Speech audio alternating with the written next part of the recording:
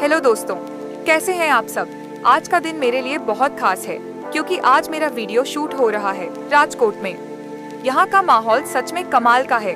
कैमरे की lights, shooting team की भागदौड़ और चारों तरफ का जोश, सब कुछ इस पल को और भी खास बना रहा है।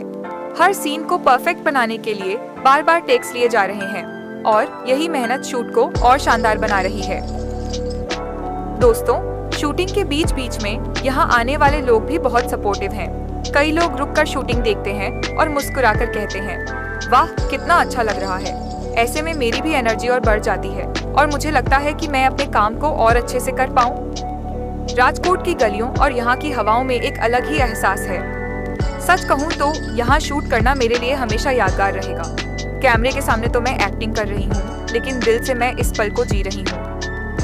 तो दोस्तों, ये था आज के शूट का मेरा छोटा सा ब्लॉग। अगर आपको ये वीडियो पसंद आया हो तो इसे लाइक और शेयर करना बिल्कुल मत भूलिएगा। और हाँ, चैनल को सब्सक्राइब करना जरूर, ताकि आगे आने वाले वीडियोस भी आप सबसे पहले देख सकें। मिलते हैं अगले वीडियो में, तब तक के लिए बाय बाय।